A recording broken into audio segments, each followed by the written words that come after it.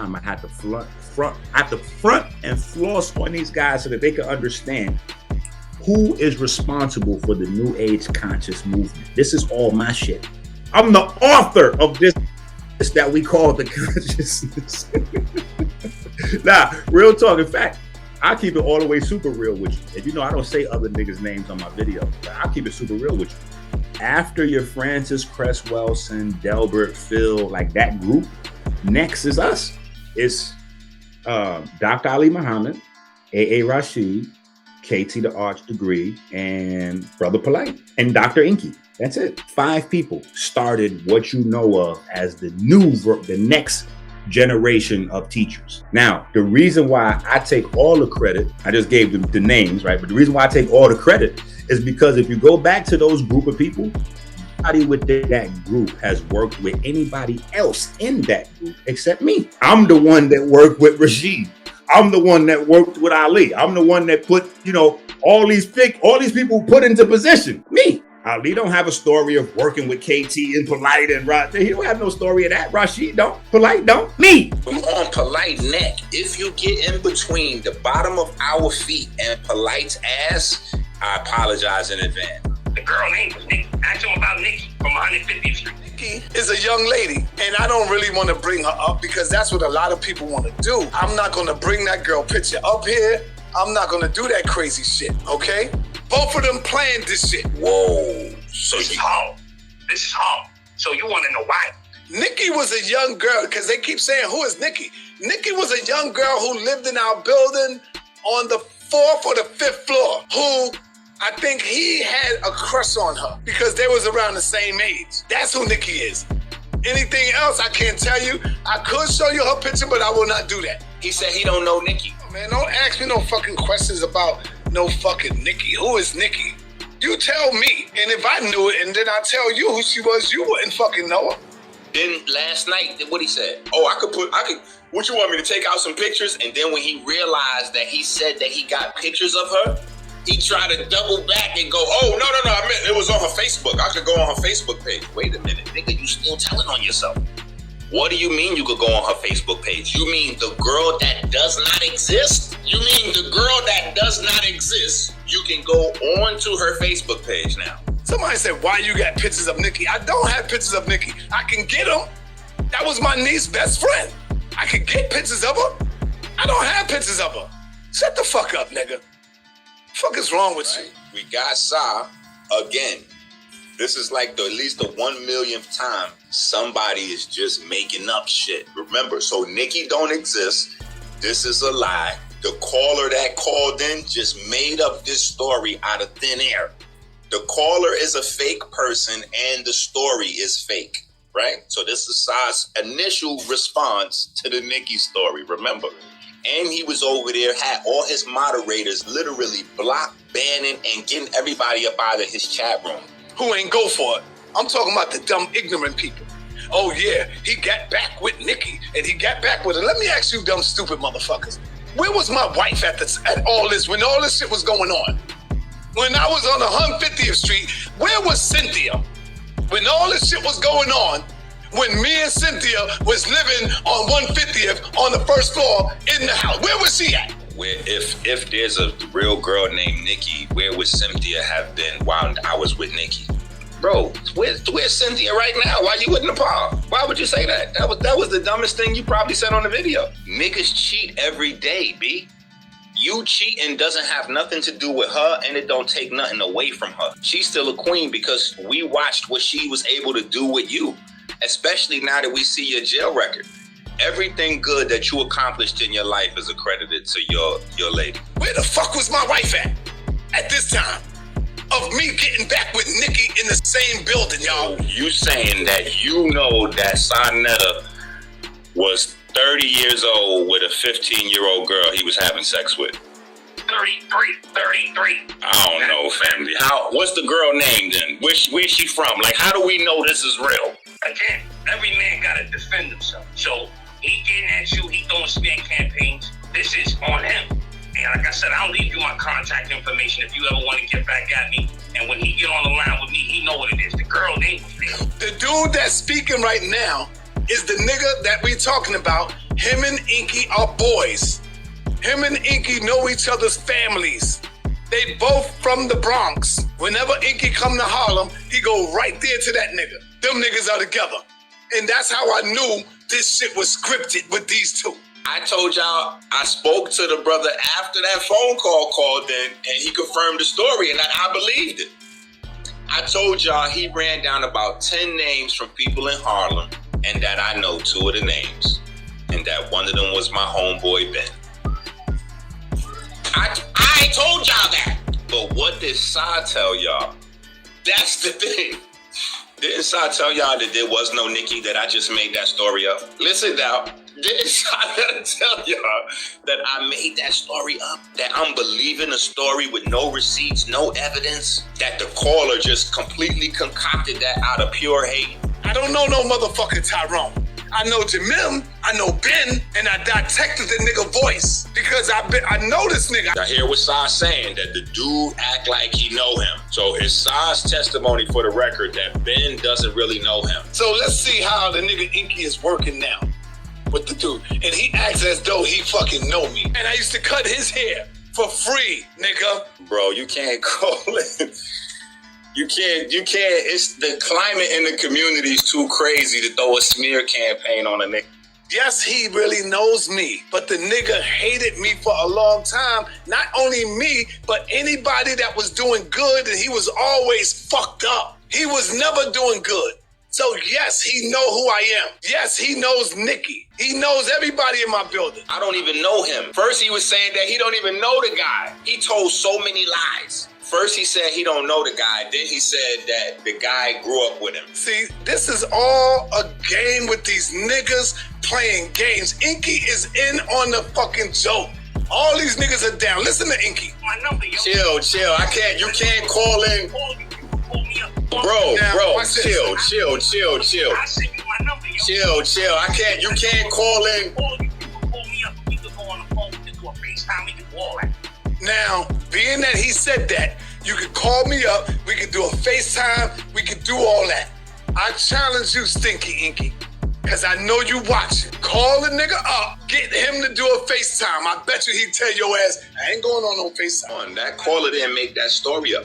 And you know what's funny? Check this out. You know what's funny is that his show last night, like that's why I didn't need to do no response. And I didn't need to bring Ben on. And I'm gonna tell you why I didn't need to bring Ben on. Somebody yesterday put a comment in. I don't know if I highlighted the comment, so I don't know if y'all could see it or whatever, but somebody made a comment and said, I'm losing weight running back and forth in these YouTube streets, something like that. The reason why I'm bringing that to your attention is the people that have been watching is like the same people, like, so it's 10,000, you know, like the people keeping track of the story is like this, it's the community's watching. So his show last night was literally an entire confirmation of everything that I already said. And not only did he confirm everything that I said, but he confirmed everything he denied.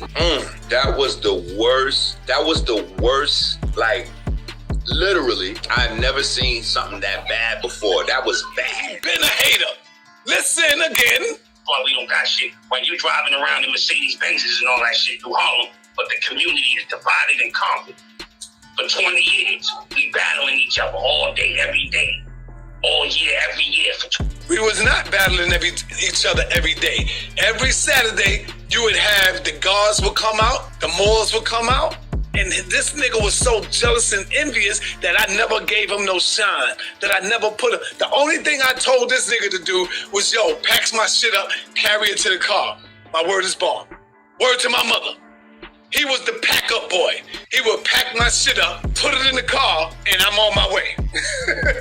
Word to my mother. Word to my children. That's what this nigga was doing. And I get a nigga $20. Just to help me pack up. But then the nigga became envious and jealous of what I had. When I came in the street, when I drove around the corner, and I came in with that Benz, that S550, oh my God, that nigga went crazy. He called Sutek. Bro. Okay. Why was he mad? His number one thing was mad because I had a Benz. We was making a difference. Yes. We was making it. You didn't even have a Benz then, cuz you That's had right. the goddamn minivan. That's right. He had the burgundy minivan. He That's had right. a Benz. Right. He Right. just saw us out there making a difference. And he wanted to be a part of it, but he didn't have the intellect to do it. Mm-hmm. You know what I'm saying? He didn't have the intellect to have we ain't, no, listen, hold up, Sutek. I'm not talking about where we at. We talking about the whole motherfucking strip on 125th Street. Everybody.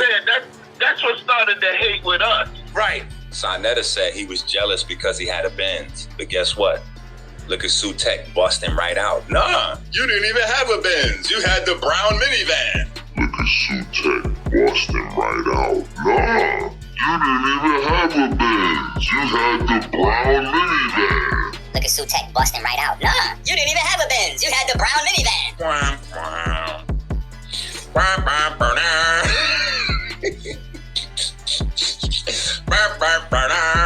You didn't even have a Benz, Saw. You had the brown minivan. I'm sorry, Saw. So what happened to your jealousy story? The brown minivan. Who is Jamim? Who is Ben? Who is that nigga?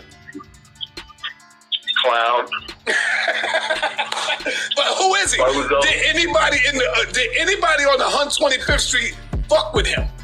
No. We took out a petition to get this motherfucker off the block because nobody wanted to go to jail. Record of Ben signing a signed statement and giving it to police to stop Saneter from making no money. Now let's think about that. If Ben is jealous of Sa, how come it is that Sa and Sutek is the ones that signed a statement and presented to police to get police to stop Ben? Now think about that. Who's jealous of who? Who's jealous of who? Saneter admitted that he signed a statement to shut Ben down, to stop Ben from making money. This nigga been hating on not only me, but damn near everybody within the community. We even wrote a petition on this nigga. See? We wrote a petition to get this nigga off the block because he was poison to our children, to our youth. The nigga name is Jamim. We called him Jamim. Some people call him Ben. He was always working outside doing this with the, don't look at the thing, but it was two sticks together with a rubber band, and he would do this and pull them together and do this. We always had a war with this dude. Nobody fucked with him on 125th Street. All he talked about was people's rise, what they got.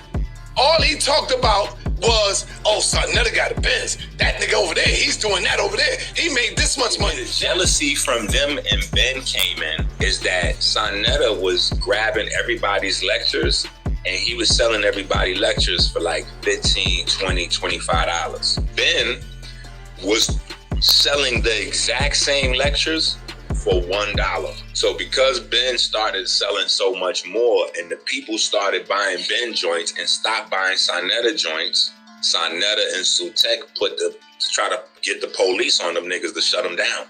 That's actually what happened. This nigga, he takes everybody's shit and put a price on it.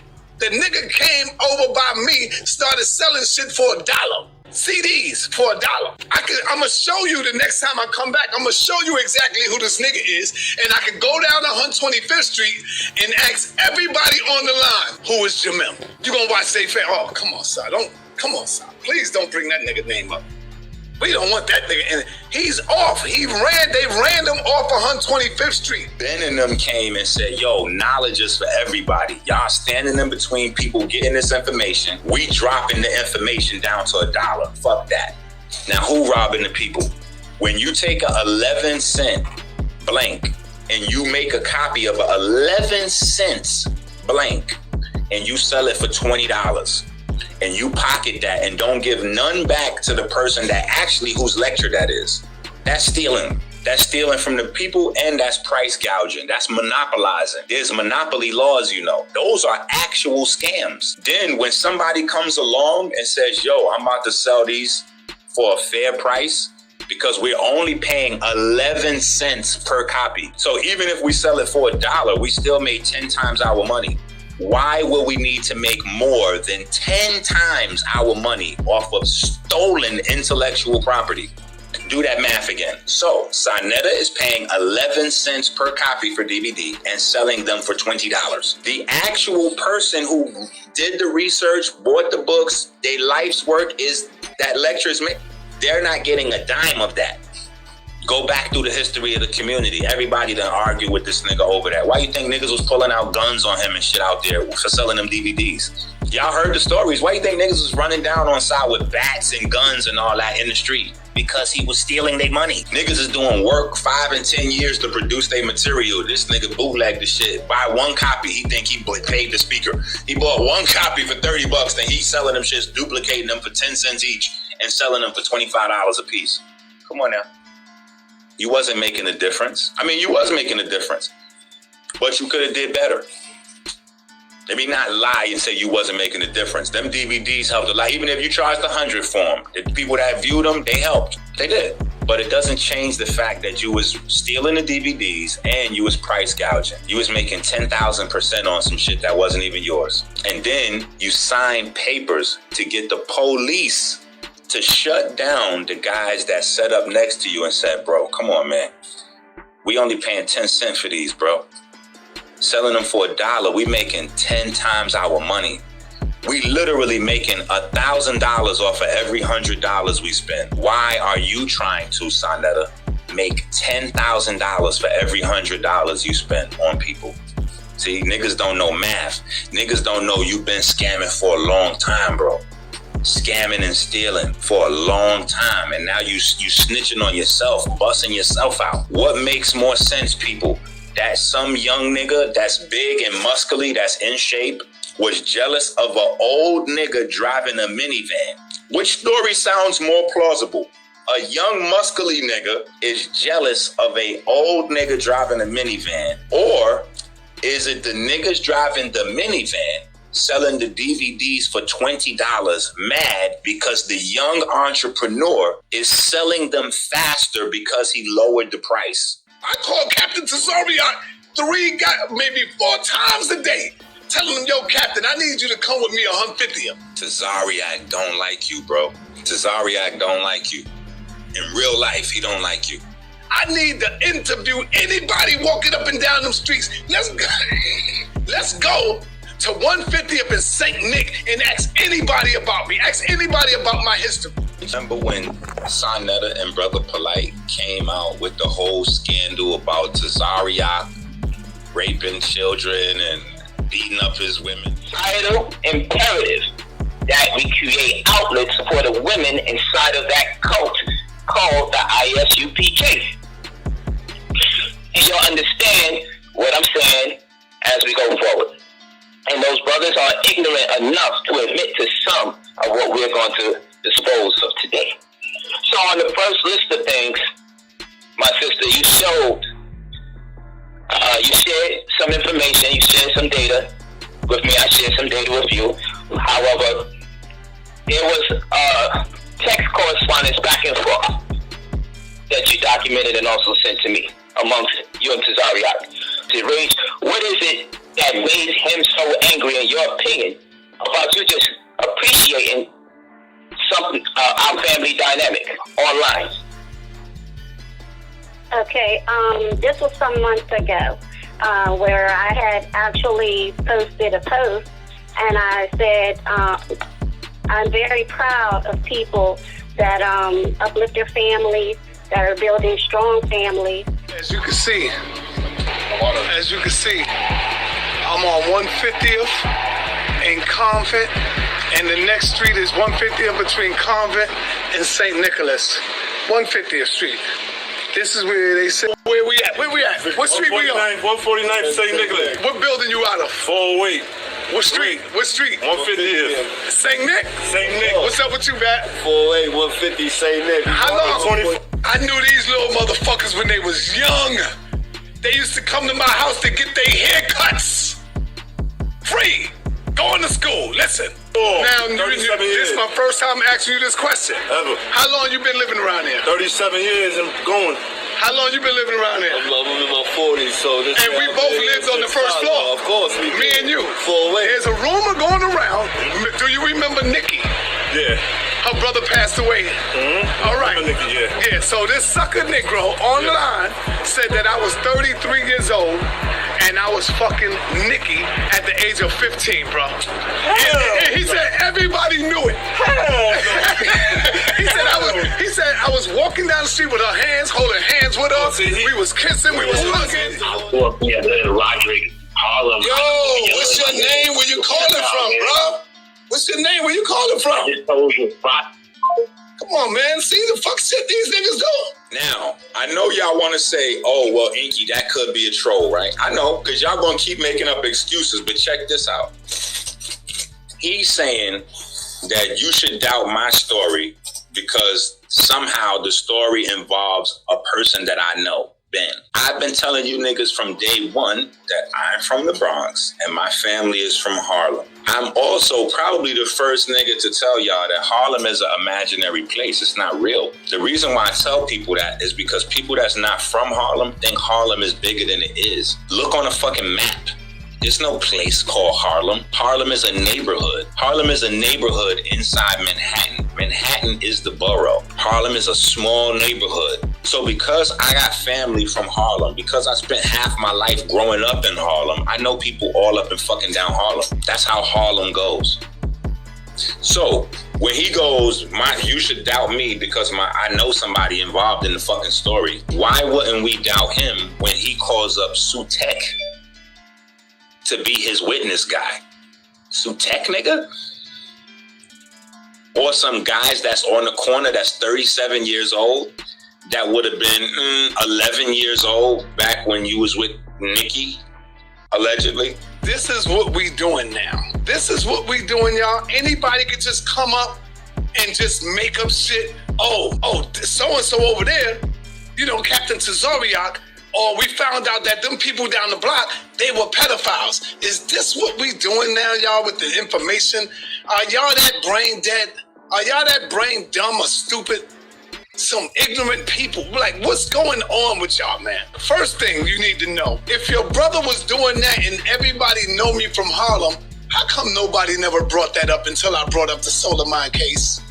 Because Minister Enqi is rolling with Solar Mind. You're demonstrating that you can do research and pull up records. Why aren't you doing research and pulling up records to help make sure that we get this polite thing taken care of? Why are you putting so much energy to Solar Mind's records instead of polite's? Polite the issue right now. Solar Mind already went to jail or whatever for his shit, didn't he? Solar Mind already confessed, went to jail, everything. Whatever happened with Solar Mind 20 years ago already happened. And it already got adjudicated, blah, blah, blah, blah, blah. We working on the shit that's not adjudicated. We working on the motherfucker that you propped up and allowed to do this. We working on the motherfucker that you have prior information about what's going on. That's what we working on, bro. But he was using his money to floss on, 14, 15-year-old girls that... See, the nigga fucks up. All of them fuck up. When I lived 150th Street, guess what, y'all? I wasn't dealing with drugs. Drugs was no longer in my life. This is when I became connected with Khalid Abdul Muhammad. When I came home, that's when I was on 150th Street. I wasn't on 150th Street prior. I didn't get arrested on 150th Street. I got arrested downtown, where I used to hustle at back in the days. And after doing my goddamn 5-year bid, the nigga said I did a 1-year bid and came home, got back with her in 96, 97. There's no reason for me to do anything extra because he done already destroyed himself 1,000 ways. Oh, geez. Did you call me today, brother? Because I like to back my shit up. Did I call you today? Nigga, we've been arguing all day. What was we arguing about, brother? The fact that we're trying to bring some people over there to talk about child molestation and abuse. And what did I tell you? You said, hell no. And that's when we started fighting. That's right. I said no, because what? Why did I say? Because don't nobody want to hear this shit. We got to force it down their fucking throat so they can hear it. Because it's going on. Thank you. Everybody taking this shit as a joke, as a game. So niggas don't give a fuck about our youth. They don't care about our children. Down the street They're playing fucking games with this this shit. And you know, I'm gonna tell you something else, man. All you niggas out here ratting on the old niggas with that bullshit. You niggas giving sugar daddies a black fucking eye. Y'all niggas need to cut this shit out. You know, this young girl out here that can good and stop fucking up for the sugar daddies. God damn, y'all fucking the game up. I seen him go banging back and forth with plenty of people, but have y'all ever seen him really look this shook before? Saneter played chess. Have y'all ever seen somebody make him make moves before? Sa is in a weird space with this Enqi story. It's time I had to front and floss on these guys so that they can understand who is responsible for the New Age conscious movement. This is all my shit. I'm the author of this that we call the consciousness. Nah, real talk. In fact, I keep it all the way super real with you. And you know, I don't say other niggas' names on my videos, but I'll keep it super real with you. After your Francis Cresswellson, Delbert, Phil, like that group, next is us. It's Dr. Ali Muhammad, A.A. Rashid, KT the Arch Degree, and Brother Polite, and Dr. Enqi. That's it. 5 people started what you know of as the next generation of teachers. Now, the reason why I take all the credit, I just gave them the names, right? But the reason why I take all the credit is because if you go back to those group of people, nobody within that group has worked with anybody else in that group except me. I'm the one that worked with Rashid. I'm the one that worked with Ali. I'm the one that put, you know, all these people put into position. Me. Ali don't have a story of working with KT and Polite and Rod. He don't have no story of that. Rashid don't. Polite don't. Me. Later on, I learned that he had owed some niggas some bread. And when they seen me in the car, they had second thoughts about turning the car into Swiss cheese. So, yeah. Yeah, that was the situation. That car almost got turned into Swiss cheese because he owed some folks out there in the neighborhood, you know what I'm saying, some bread, and they was gonna get it another kind of way. But luckily, my sister lived out there, and years before I had went out there and did a lecture, and the guys that he owed money to wound up actually being supporters of mine. So when they saw me sitting in the car beside this goofy nigga, they was like, you know, like, nah, we can't do that. He was fucking Enqi. You know what I'm saying? Later on, they would put me on the hot seat, like, yo, what the fuck are you doing out here with this goofy ass nigga? I was like, bro, he told me he was on a whole new vibe and a whole new, you know, we had a long conversation, and he was like, yo, he trying to do shit different and blah, blah, blah, and I was behind that. You know what I'm saying? I'm always in favor of a nigga turning this shit around. At least, you know, not once you start raping children, but a nigga turning this shit around trying to do the right thing. And, you know, that was the vibe. But, you know, quickly I learned that he was still up to, like, yeah, he was just on fuckery. Yeah, I did the story about Renette.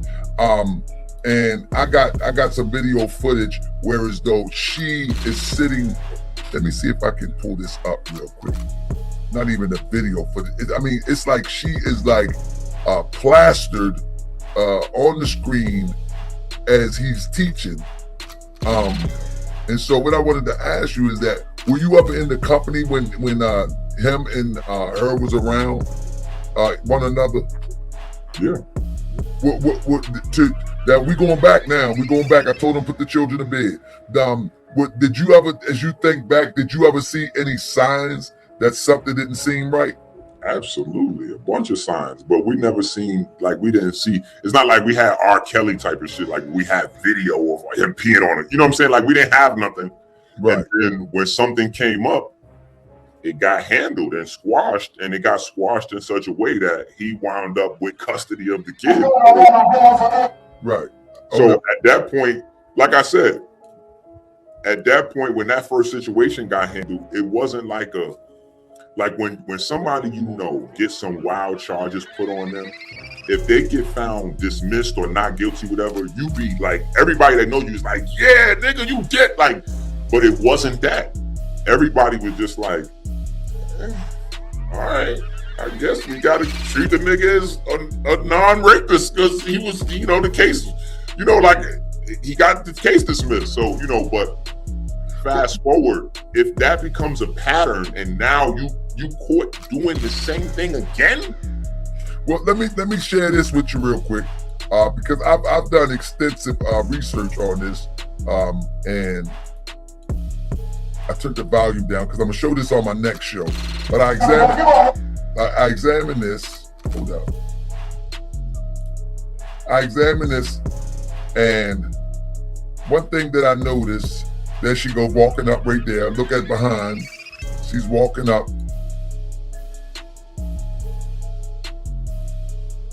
And I noticed that most of the time during this period of time, she's right there. But she's such a little child. So to make these accusations, look, she's such a little child. So to make these accusations, brother, we got to be right and exact. You know what I'm saying? Well, to be honest, we're not making the allegations. The allegations was made already. I'm saying to even expound upon them, and you were there during that period of time. But look at that room. There's a lot of people that's there at that period of time. Because if you go on that wall and look at the vendors, it's going to be people all along that wall, you know, from Cafunia to Red Pill, Blue Pill, like everybody was there. What bothers me is that Enqi, is that the more that I dig, the more disgusting that it gets. And see, hindsight is 2020. This is a little child, man. Listen, hindsight is 2020. So when the book comes out, people look and go, what the fuck is that? A polygamy book with a 13-year-old? Like, listen, when them charges hit the news. Well, he normally garners attention for his online posts, but now the social media influencer and motivational speaker is making headlines for the wrong reason. NBC6 reporter Kim Nguyen is live in Miami Beach tonight with more on the arrest of the man known as Brother Polite. Kim. Yeah, well, Jawan, the suspect surrendered here at the Miami Beach Police Department earlier this week. Police charged him with sexual battery of a 14-year-old girl. We did speak with his lawyer earlier tonight, who says that these charges are false. This is the mugshot of 37-year-old Michael Nowak Jr., also known as Brother Polite, to his more than 300,000 Instagram followers. Miami Beach police arrested Nowak this week for alleged sexual battery of a 14-year-old girl in a hotel room in February. Police say the alleged victim was the daughter of a woman he was romantically linked to. Defense attorney David Terrace says his client is innocent. Once the evidence is produced, that he is going to be exonerated. So yeah, not guilty, nothing else. According to the police report, Nowak, a motivational speaker and author who lives in L.A., asked the woman if he could take her daughter to an after party at a club in Miami. The report states Nowak took the teen to his hotel after seeing that the club was closed. Police say the suspect gave the teen alcohol and started dancing and touching the teen inappropriately, groping her breast, inner thighs, and buttocks. It goes on to say Nowak tried to force the teen to perform oral sex on him. The teen allegedly passed out and woke up to Nowak trying to make her throw up. These are serious allegations, but in any situation, there is always motive. There is always a lot behind the scenes that the public is not going to be able to see. The report states that the girl's mother found her intoxicated and possibly on drugs, with severe swelling on her mouth and lips. It later states Nowak told the mother not to call police because it would ruin his career. Nowak was served with a DNA warrant in June and surrendered to police on Monday.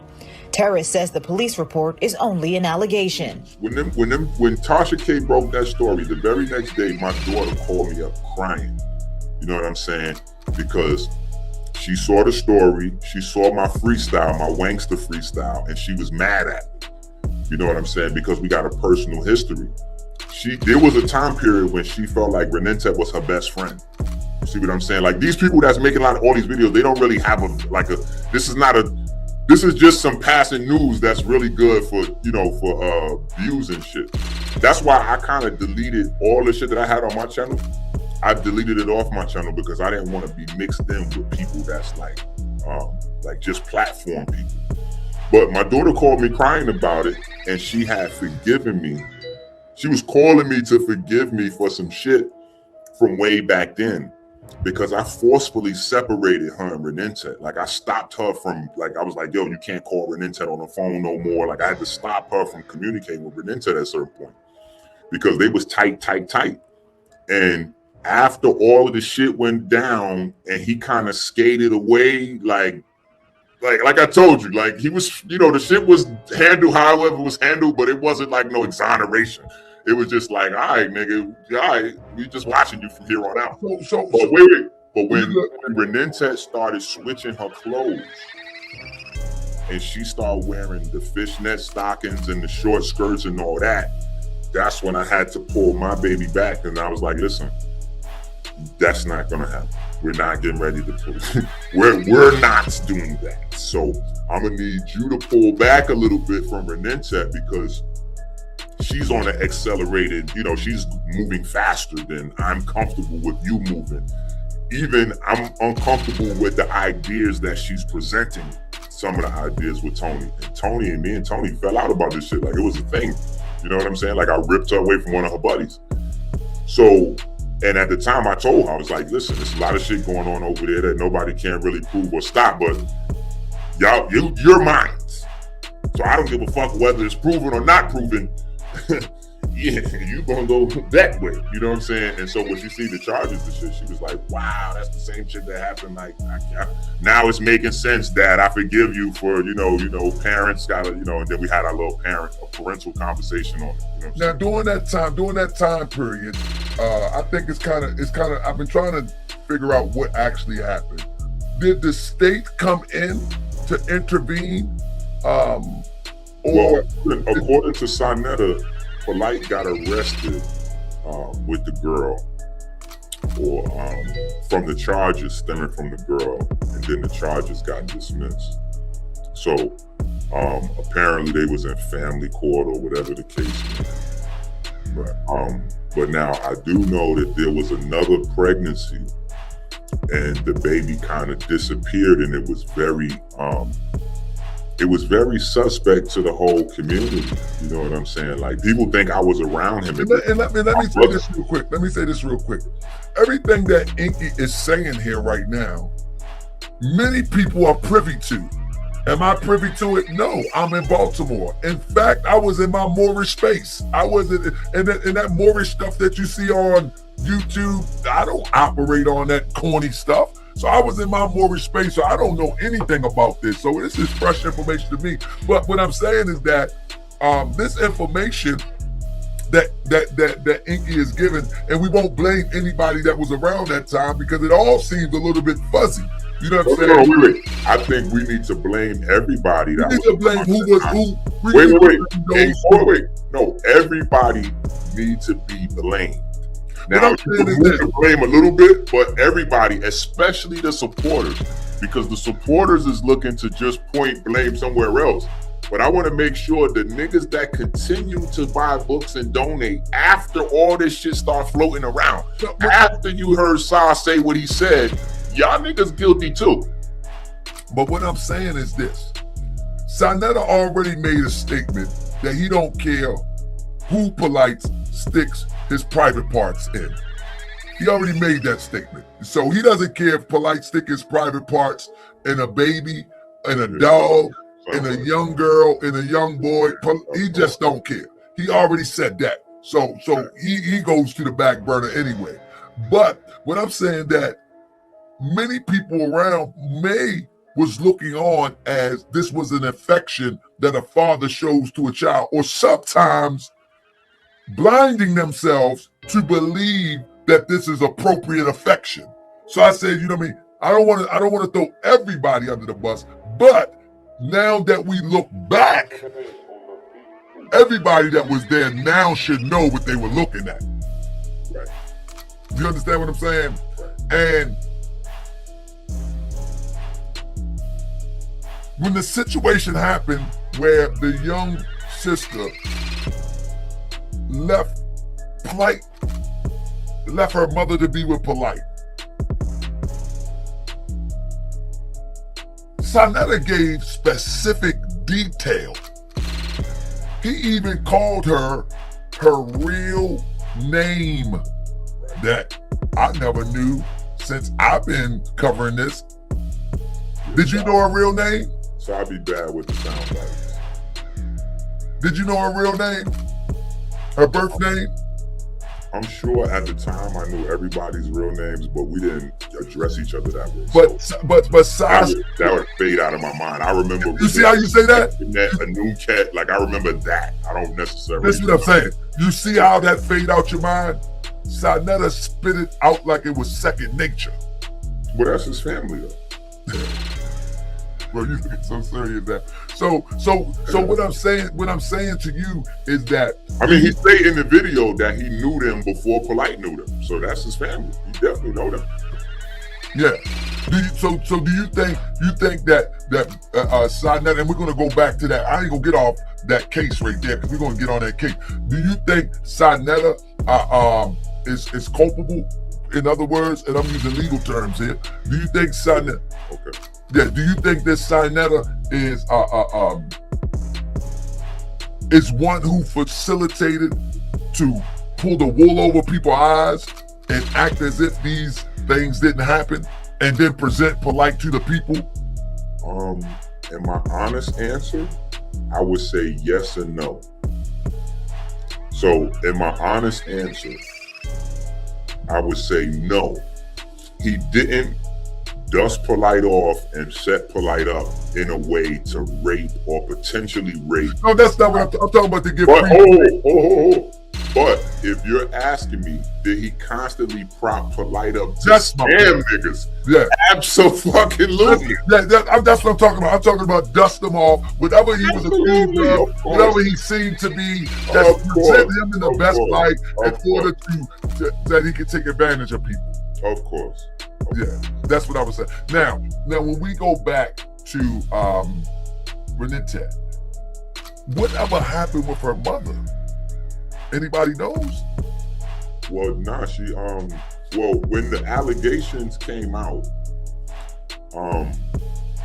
that was her breaking up with Polite. You know what I'm saying? So they broke up, and she took her baby. It's obviously she seen shit that was inappropriate, so she bounced and took her daughters. So was the allegations then? I don't mean to cut your wisdom. This is how I do it sometimes. Was the allegations then that Polite was touching the young girl, and this is the reason that they broke up? Was those the allegations? That was the story that we got. And so, wait, when the mother took her daughters in the middle of the night, the daughter left her mother and ran away to go back to Polite. So I want to say that to make sure that people aren't still, because there was some other platforms that, like, they thought the girl that, like they thought a girl was still missing. You know what I'm saying? Because they only hear Saneter clips saying the girl went away from her mother in the middle of the night. So some of them think that girl that ran away in the middle of the night is still missing. No, she lives and stayed with Polite, and she's there with Polite now.